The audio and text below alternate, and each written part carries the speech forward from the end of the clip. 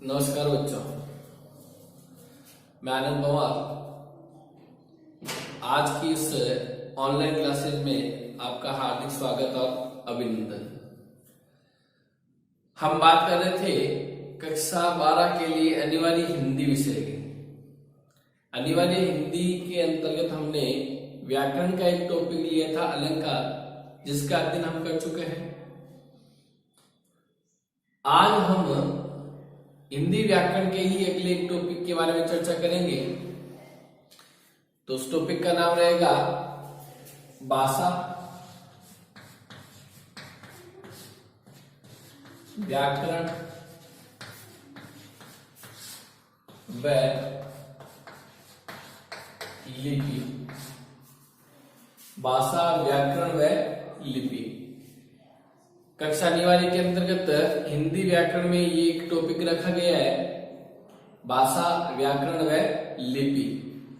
इनका परिचय देना है। इससे संबंधित एक प्रश्न परीक्षा के अंतर्गत हमसे पूछा जाता है। 2 नंबर का प्रश्न हमसे पूछा जाएगा, जिसके अंतर्गत भाषा की परिभाषा है, भाषा और बोली में अंतर है, और भाषा के कितने रूप होते हैं, भाषा किसे कहते हैं, लिपि किसे कहते हैं, व्याकरण किसे कहते हैं, इन सब के बारे में एक प्रश्न पूछा जाएगा और 2 नंबर का ये प्रश्न पूछा जाएगा। तो उसी के बारे में हम चर्चा करेंगे आज। जैसे अभी मैं कुछ बोल रहा हूं तो वो एक भाषा का ही रूप है। तो हम ये समझ सकते हैं कि ये हमारे हमेशा काम आने वाली भाषा है। हम हमेशा कुछ न कुछ बोलते रहते हैं। हमारे मन में जो विचार आते हैं, उन विचारों को हम किस प्रकार से व्यक्त करते हैं, तो कोई न कोई उसका माध्यम है। तो हमारे विचारों को प्रकट करना, हमारे मन में उठने वाले भावों को प्रकट करना, हमारे मन में जो भाव आ रहे हैं उन भावों को जब हम व्यक्त कर रहे हैं, हमारे मन में जो विचार आ रहे हैं उनको हम व्यक्त कर रहे हैं, दूसरों के विचारों को हम समझ पा रहे हैं, तो वो एक जो माध्यम है, वो माध्यम ही क्या है? भाषा है। भाषा किसे कहेंगे भाई? विचार विनिमय जो है, उस विचार विनिमय का जो माध्यम है, मौखिक हो चाहे लिखित हो, बोल करके व्यक्त करते हैं, कुछ लिख करके व्यक्त करते हैं। तो जब भाषा की परिभाषा जब हमें पूछी जाए तो हमें ये रटने की आवश्यकता नहीं है। हम जानते हैं कि हमारे मन के अंदर कोई विचार आया है, और जब भी कोई विचार आ रहा है तो हम उसको कैसे व्यक्त करेंगे? या बोल करके व्यक्त करेंगे या लिख करके व्यक्त करेंगे। तो विचार विनिमय का मौखिक और लिखित माध्यम वही क्या कहलाएगा? भाषा कहलाएगा। आगे सबको बात समझ में? तो भाषा की परिभाषा क्या बनेगी कि विचार विनिमय के मौखिक एवं लिखित माध्यम को ही भाषा कहा जाता है। साधारण सी परिभाषा है, सिंपल परिभाषा याद रखनी है, रटने की कोई जरूरत नहीं है। परीक्षा के अंदर जब पूछा जाए भाषा किसे कहते हैं, तो सीधा सीधा सिंपल रूप में ये हम परिभाषा लिख सकते हैं कि विचार विनिमय के मौखिक और लिखित माध्यम को ही भाषा कहा जाता है। तो सबसे पहले देखते हैं भाषा की परिभाषा। भाषा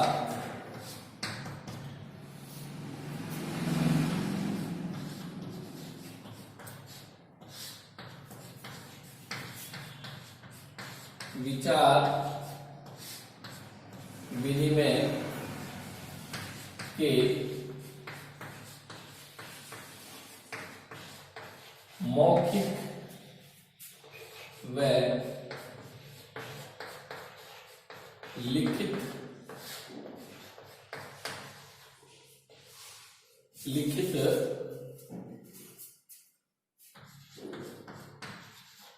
माध्यम को ही भाषा कहते हैं। आगे सबके बात समझ में?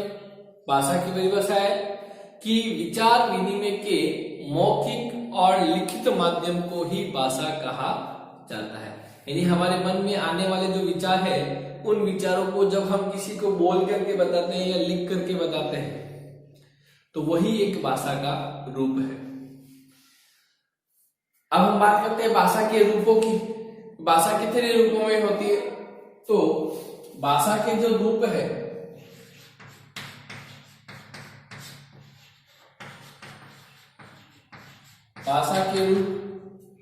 भाषा के जो रूप है, दो रूप है जो इसके अंदर आ चुका है, यानी बोल करके या लिख करके। ठीक है, एक तीसरा भी होता है, सांकेतिक भाषा भी होता है। इन संकेत के माध्यम से भी है जो विचारों को व्यक्त किया जाता है, हम लोग करते भी है, इनका प्रयोग हम हमेशा करते रहते हैं। जैसे मान लो कक्षा में सभी विद्यार्थी बोल रहे हैं तो बोल करके भी उनको चुप कराया जाता है, संकेत रूप में भी उनको क्या किया जाता है, चुप रहिए, तो वो भी एक भाषा का माध्यम ही। हमारे मन में विचार आया कि इनको चुप करने के लिए कहना है, तो जब उसको इशारे से कह दिया तो वो क्या है, सांकेतिक भाषा ही है।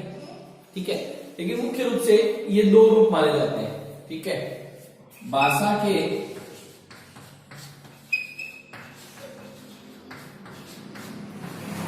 दो रूप होते हैं, भाषा के दो रूप होते हैं। इसमें नंबर 1 है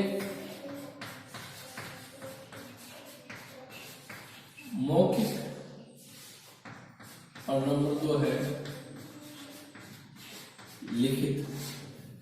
मौखिक और लिखित सबको ये मालूम ही है। मौखिक, जब व्यक्ति बोल करके अपने विचारों को व्यक्त करता है तो उसे मौखिक भाषा कहते हैं, और जब व्यक्ति लिख करके अपने विचारों को व्यक्त करता है तो उसे लिखित भाषा कहा जाता है। ठीक है, तो ये मौखिक भाषा और लिखित भाषा। जब व्यक्ति बोल करके अपने विचारों को व्यक्त करता है तो उसे मौखिक भाषा कहते हैं, और जब व्यक्ति लिख करके अपने विचारों को व्यक्त करता है तो उसे लिखित भाषा कहा जाता है। यहां तक सबको समझ में आ गया होगा। भाषा की परिभाषा पूछी जा सकती है कि भाषा किसे कहते हैं, उसके कितने रूप होते हैं। तो भाषा विचार विनिमय के मौखिक और लिखित माध्यम को ही भाषा कहा जाता है। भाषा के दो रूप होते हैं, मौखिक भाषा और लिखित भाषा। मौखिक भाषा के अंतर्गत जब व्यक्ति बोल करके अपने विचारों को व्यक्त करता है तो उसे मौखिक भाषा कहते हैं, और जब व्यक्ति लिख करके अपने विचारों को व्यक्त करता है तो उसे लिखित भाषा कहते हैं। यहां तक सबको समझ में आ गया है। अब हम आगे बात करें तो इसके अंतर्गत हम आगे बात करेंगे, अब इसको भाषा के रूप के दो या इसके भेद के दो। ठीक है, ये एक ही बात है।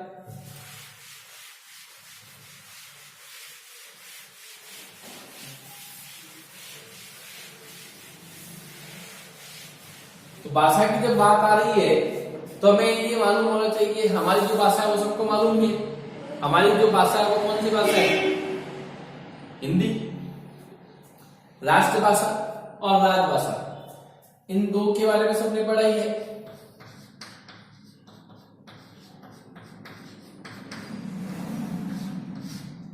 राष्ट्रभाषा और राजभाषा क्या होती है? राष्ट्रभाषा और क्या होता है? राजभाषा। इसके बारे में, राष्ट्रभाषा किसे कहेंगे? राष्ट्रभाषा जब किसी देश में या किसी राष्ट्र में उसमें रहने वाले लोगों के द्वारा, अधिक लोगों के द्वारा जो भाषा बोली जाती है उसे राष्ट्रभाषा कहा जाता है। यानी अधिक संख्या में जिन व्यक्तियों द्वारा जो भाषा बोली जा रही है उसे क्या कहेंगे? राष्ट्रभाषा। जैसे हमारा जो देश है, उस हमारे इस देश के अंतर्गत अधिक संख्या में ऐसे लोग हैं जो हिंदी को है जो समझ सकते हैं और हिंदी को बोल सकते हैं। तो राष्ट्रभाषा उसमें उसे ही कहा जाएगा कि जिस देश की संख्या, जनसंख्या जो है अधिक मात्रा में उसे बोल सके और समझ सके, वही राष्ट्रभाषा कहलाती है। और राजभाषा, राज का मतलब होता है सरकारी कामकाज से। राज यानी जिसका राज हो, जिसकी सरकार हो, सरकार से तात्पर्य है। तो राजभाषा से मतलब क्या होगा? राजभाषा से मतलब होगा सरकारी कामकाज की भाषा, सरकारी कामकाज की भाषा, वही राजभाषा कहलाती है। यानी सरकारी कामकाज की जो भाषा होगी वही क्या कहलाएगी? राजभाषा कहलाएगी। ठीक है। और राष्ट्रभाषा यानी जिस देश में अधिक लोगों के द्वारा जो भाषा बोली और समझी जाती है वही उस देश की क्या कहलाती है? राष्ट्रभाषा कहलाती है। देश के लोगों द्वारा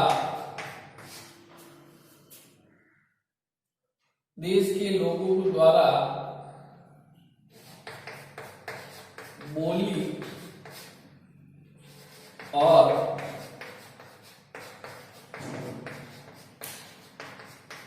समझी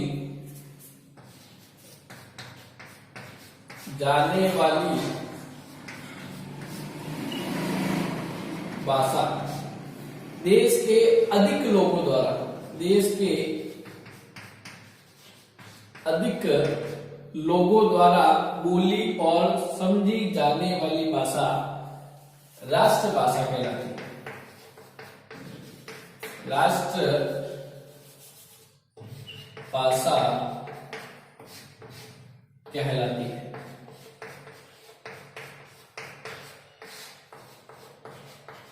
ठीक है।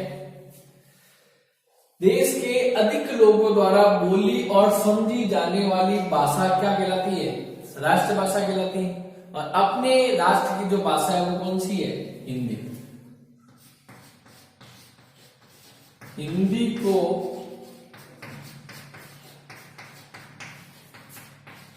राष्ट्रभाषा का दर्जा प्राप्त है। ठीक है। यहां पर राष्ट्रभाषा का जो दर्जा प्राप्त है वो किसको है? हिंदी को। ठीक है। हिंदी को है जो राष्ट्रभाषा का दर्जा प्राप्त है, क्योंकि हमारे इस देश के अंदर सबसे अधिक जो लोग हैं जो जिस भाषा को बोल सकते हैं और समझ सकते हैं वो हिंदी ही है, इसलिए हिंदी को है जो राष्ट्रभाषा का दर्जा प्राप्त है। उसके बाद हम बात करते हैं राजभाषा की। तो राजभाषा से तात्पर्य है सरकारी कामकाज की भाषा। यानी हम देखते हैं हमारे सरकार के सरकारी जो कार्यालय है उन सरकारी कार्यालयों के अंतर्गत जिस भाषा का प्रयोग किया जाता है वही उस देश की राजभाषा कहलाती है। ठीक है। इसको लिख लें।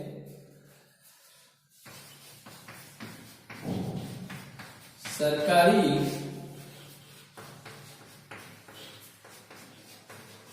कार्यालयों में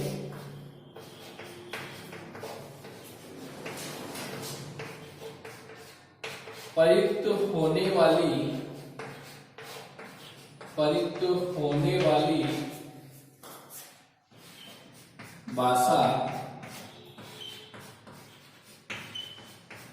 राजभाषा कहलाती है।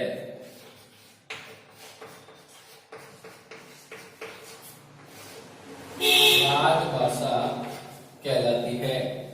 ठीक है। सरकारी कार्यालयों में प्रयुक्त होने वाली भाषा है वो क्या कहलाती है? राजभाषा कहलाती है। यहां तक सबको समझ में आ गया होगा राष्ट्रभाषा और राजभाषा। अब हम बात करते हैं हमारे देश की राजभाषा कौन सी है। हमारे देश की जो राजभाषा है वो हिंदी है और हिंदी को 14 सितंबर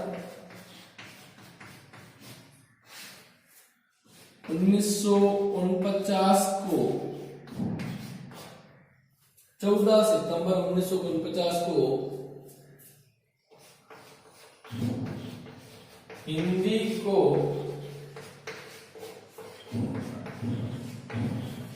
राजभाषा का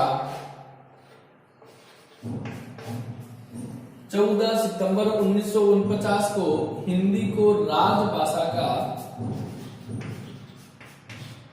दर्जा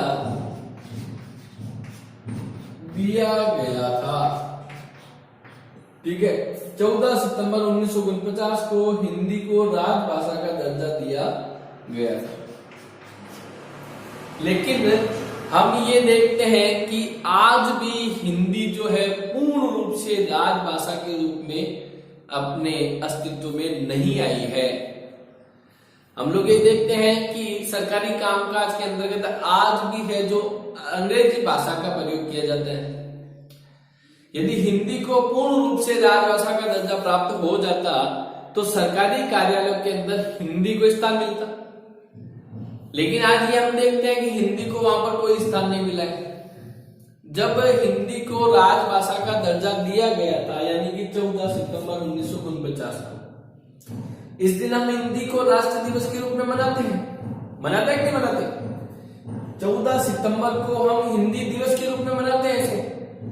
तो इसी दिन हिंदी को राजभाषा के रूप में दर्जा तो दिया गया था, लेकिन उस समय एक शर्त यह भी रखी गई थी, जब तक हिंदी अपने पूर्ण अस्तित्व में नहीं आती तब तक, यानी 15 सालों के लिए, कुछ निश्चित अवधि तय की गई थी, 15 सालों की अवधि, तो 15 सालों तक है जो अंग्रेजी राजभाषा के रूप में रहेगी।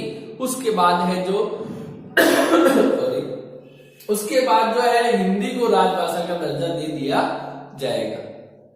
ये बात उस समय तय हुई थी, लेकिन कुछ लोगों ने, कुछ नेताओं के स्वार्थ के कारण उन्होंने इस समय सीमा को और अधिक बढ़ा दिया अपने स्वार्थ की पूर्ति के लिए। तो जब इस समय सीमा को और अधिक बढ़ा दिया गया तो वो अनिश्चित काल तक बढ़ चुकी है। इसलिए आज भी हमारे सरकारी कार्यालयों के अंतर्गत हिंदी के स्थान पर अंग्रेजी को ही काम में लिया जाता है। आज हम ये देखते हैं कोर्ट के अंदर, जब न्यायालय के अंदर जब सजा सुनाई जाती है किसी अपराधी को, तो उस अपराधी को यदि ये कह दिया जाए कि तुम्हें किस जुल्म के लिए ये सजा सुनाई गई है, तो वो यदि वो पढ़ करके देखे तो वो उसको पढ़ भी नहीं पाएगा। उसे ये भी नहीं मालूम रहेगा कि उसे सजा किस बात की सुनाई गई है, उसके अंदर क्या क्या नियम लगे हैं, क्या क्या एक्ट लगे हैं, किस एक्ट के तहत, किस धारा के तहत उसे सजा सुनाई गई है। क्योंकि वो जो सारा होगा उसमें परफॉर्मा, वो सारा अंग्रेजी में लिखा रहेगा और उसे अंग्रेजी पढ़नी आती नहीं।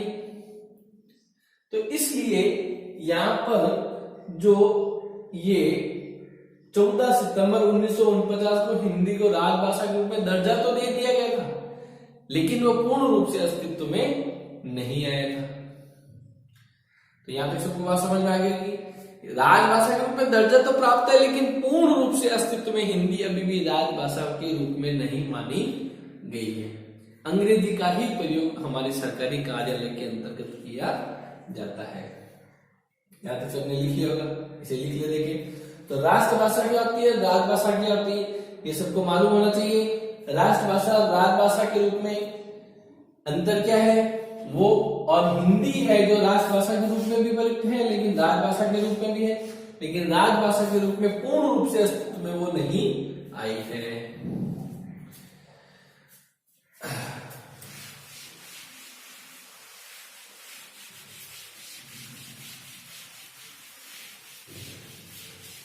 अब हम बात करेंगे इसमें, हिंदी जो हमारी राष्ट्रभाषा है, यानी हमारी भाषा हिंदी होगी। अब हिंदी जो भाषा है वो अनेक बोलियों से मिलकर बनी है। तो सबसे पहले हम बात करते हैं बोली की। ठीक है, सबसे पहले हम बात करेंगे बोली की। भाषा जो है वो एक व्यापक क्षेत्र में बोली जाती है। भाषा जो क्या है वो एक व्यापक क्षेत्र के अंतर्गत बोली जाती है, जबकि बोली क्या है, बोली जो है वो एक सीमित क्षेत्र में बोली जाती है। बोली जो क्या है एक सीमित क्षेत्र में बोली जाती है। ठीक है, यानी भाषा के जो स्थानीय रूप है, यानी सीमित क्षेत्र में बोले जाने वाले जो भाषा के स्थानीय रूप है, उसे क्या कहा जाता है, बोली कहा जाता है।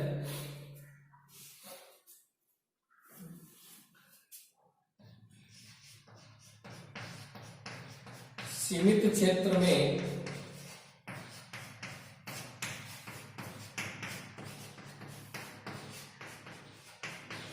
बोली जाने वाली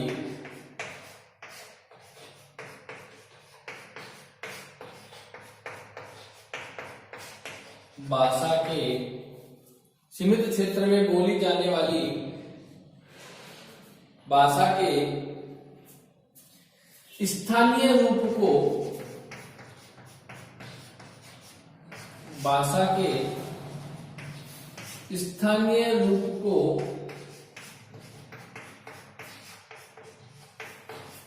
बोली कहा जाता है।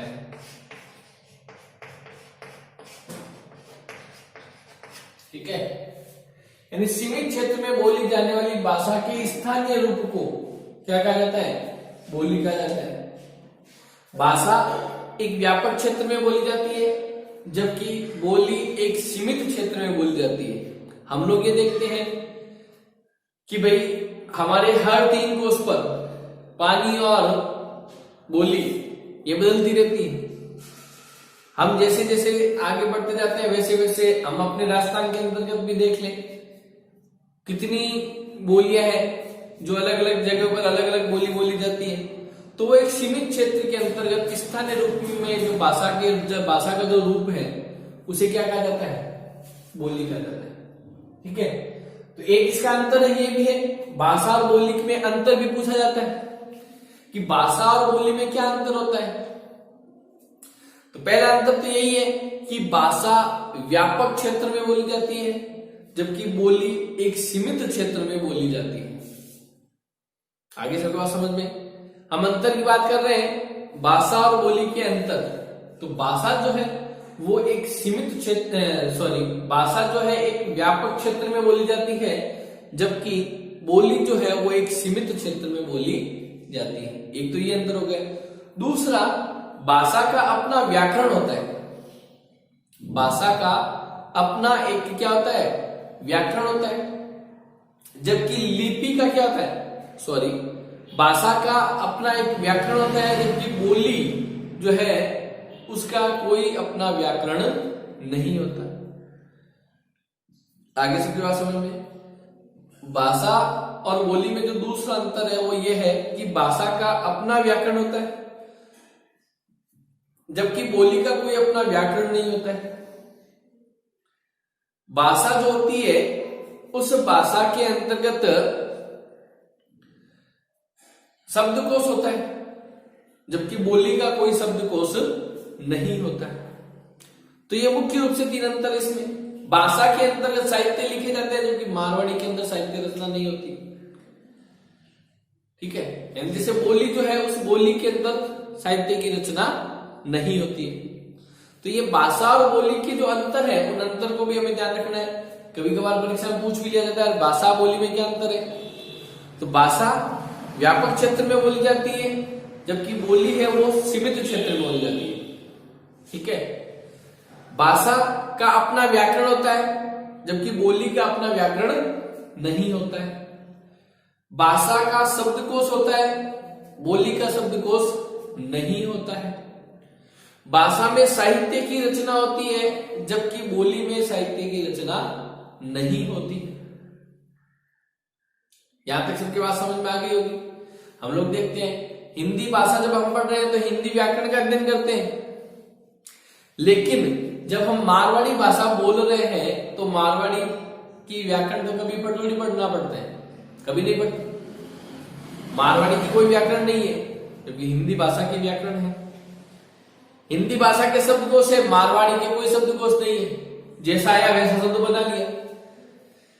मारवाड़ी भी जो है वो भी राजस्थान के 12 जिलों में जो बोली जा रही है, तो उसमें भी वो मारवाड़ी का जो बोलीपन है उसकी वो भी अलग अलग है। बाड़मेर में अलग बोली जाती है, जैसलमेर में थोड़ी उसकी अलग है, जोधपुर में अलग है। तो ये क्षेत्र मारवाड़ का क्षेत्र है, लेकिन उस मारवाड़ी बोली के अंतर्गत भी सबकी बोली अलग अलग है, क्योंकि उसका कोई शब्दकोश नहीं है, क्योंकि उसकी कोई व्याकरण नहीं है। तो व्याकरण नहीं है तो स्थानीय व्यक्ति जैसा बोलता है वो उसी प्रकार बोलना शुरू कर देते हैं, तो उसी के अनुसार प्रचलन में आ जाती है। तो वो एक बोली है क्योंकि भाषा जब है तो जो व्यक्ति बोल रहा है वो हिंदी यदि बोल रहा है तो पूरे देश में आप कहीं पर भी चले जाओ, जब हिंदी जब बोली जा रही है, हिंदी भाषा जब बोली जा रही है, वो एक समान रूप में ही बोली जाएगी, क्योंकि हिंदी भाषा का अपना व्याकरण है, अपना शब्दकोश है, उसके अंदर जो शब्द है वो निश्चित है, उस शब्द के निश्चित अर्थ निकलने हैं। तो इस प्रकार से ये भाषा और बोली के अंदर अंतर होता है। तो भाषा एक निश्चित है जो उसके एक व्यापक क्षेत्र होता है, जबकि बोली का एक निश्चित क्षेत्र होता है, सीमित क्षेत्र होता है। भाषा का साहित्य होता है, इसका बोली का कोई साहित्य नहीं होता है। भाषा का व्याकरण होता है, बोली का कोई व्याकरण नहीं होता है। भाषा का शब्दकोश होता है, बोली का कोई शब्दकोश नहीं होता है। तो ये इसके मुख्य रूप से अंतर है। आप क्यों तो लिख देते हैं भाषा और बोली में अंतर। भाषा और बोली,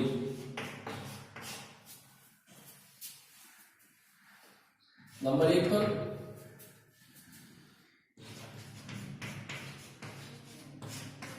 व्यापक क्षेत्र,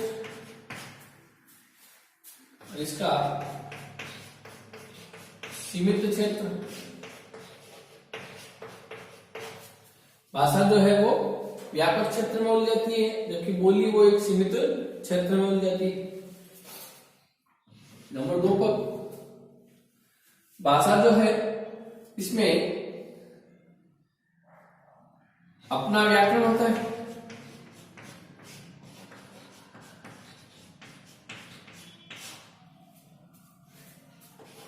व्याकरण नहीं होता, व्याकरण नहीं होता। ठीक है, भाषा व्यापक क्षेत्र में मिल जाती है, बोली सीमित क्षेत्र में। भाषा का अपना व्याकरण होता है, बोली का व्याकरण नहीं होता।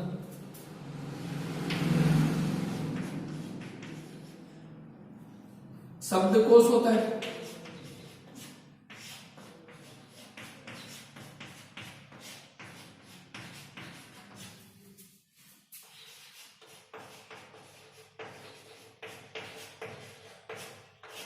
शब्दकोश नहीं होता। ठीक है, भाषा का शब्दकोश होता है, बोली का शब्दकोश नहीं होता।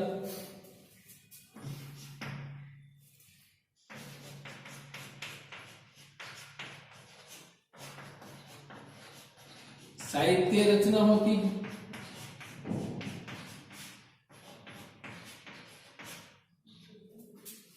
साहित्य रचना नहीं होती।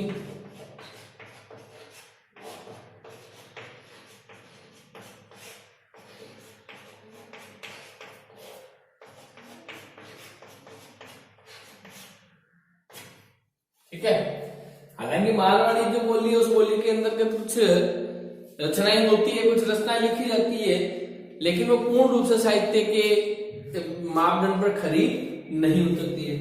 तो साहित्य के मापदंड पर खरी उतरती है वो भाषा के अंतर्गत होता है। तो ये भाषा और बोली के अंदर मुख्य रूप से अंतर है। इन अंतर को लिख लें। भाषा है उसका व्यापक क्षेत्र होता है, बोली का सीमित क्षेत्र होता है। भाषा का अपना व्याकरण होता है, बोली का कोई व्याकरण नहीं होता है। भाषा का शब्दकोश होता है, बोली का शब्दकोश नहीं होता है। भाषा में साहित्य रचना होती है, जबकि बोली में साहित्य रचना नहीं होती है। यहां तक सबको बात समझ में आ गई होगी। हम बात कर रहे थे बोली की। बोली सीमित क्षेत्र में बोली जाने वाली भाषा के स्थानीय रूप को क्या कहा जाता है? बोली कहा जाता है। भाषा और बोली के अंतर को हमने यहां पर पढ़ा है। तो आज हमने अपनी इस कक्षा के अंतर्गत भाषा के बारे में अध्ययन किया है। भाषा की परिभाषा, भाषा किसे कहते हैं, यानी हमारे मन में आने वाले जो विचार हैं उन विचारों को व्यक्त करने का जो माध्यम है, चाहे मौखिक हो चाहे लिखित हो, वही भाषा है। यही भाषा के दो रूप है, मौखिक रूप और लिखित रूप। ये भाषा के दो रूप है। ठीक है, मौखिक जब व्यक्ति बोल करके अपने भाव को व्यक्त करता है तो उसे मौखिक भाषा कहते हैं, और जब व्यक्ति लिख करके अपने भाव को व्यक्त करता है उसे लिखित भाषा कहते हैं। उसके बाद में हमने ये देखा था कि भाषा जो राष्ट्रभाषा और राजभाषा के रूप में, राष्ट्रभाषा किसे कहते हैं कि देश के लोगों के द्वारा, देश के अधिक लोगों के द्वारा जो भाषा बोली और समझी जाती है वही उस देश की राष्ट्रभाषा कहलाती है। और हमारे देश की जो राष्ट्रभाषा वो हिंदी है। और राजभाषा सरकारी कार्यालयों में प्रयुक्त होने वाली भाषा को राजभाषा कहा जाता है। तो यहां तक सबको समझ में आ गया कि राजभाषा और राष्ट्रभाषा। और राजभाषा के रूप में हिंदी को जो दर्जा दिया गया था वो 14 सितंबर 1949 को दिया गया था। संविधान में उसको स्थान मिला था, इसलिए 14 सितंबर को हम हिंदी दिवस के रूप में मनाते हैं। और राजभाषा के रूप में जब इस हिंदी को स्थान तो दिया गया था, लेकिन पूर्ण रूप से अभी भी वो अस्तित्व में नहीं आई है। आज भी सरकारी कार्यालयों के अंतर्गत हिंदी को पूर्ण रूप से स्थान नहीं मिला। अंग्रेजी ही है जो राजभाषा के रूप में कार्य कर रही है। उसके बाद में हमने बात की थी बोली की। तो सीमित क्षेत्र में बोली जाने वाली भाषा के स्थानीय रूप को बोली कहा गया है। हम देखते हैं भाषा एक है हमारी हिंदी, लेकिन बोलियां अनेक हैं। और उस सीमित क्षेत्र में यानी स्थानीय रूप में हम देखते हैं कि हर जगह है जो कुछ न कुछ अलग बोली परिवर्तित होती रहती है, तो वो बोली है। और भाषा और बोली के अंदर अंतर की बात हमने की है। चार अंतर हमने लिखे हैं। भाषा व्यापक क्षेत्र में, बोली सीमित क्षेत्र में, इसका व्याकरण है, इसका व्याकरण नहीं है, शब्दकोश होता है, इसका शब्दकोश नहीं है, और इसका साहित्य रचना होती है भाषा में, जबकि बोली में साहित्य रचना नहीं होती है। आज की कक्षा में हम इतना ही अध्ययन करेंगे। कल हम अपने इसी टॉपिक को आगे बढ़ाते हुए हिंदी की जो बोलियां हैं उस हिंदी की बोलियों का अध्ययन करेंगे, व्याकरण और लिपि का अध्ययन करेंगे।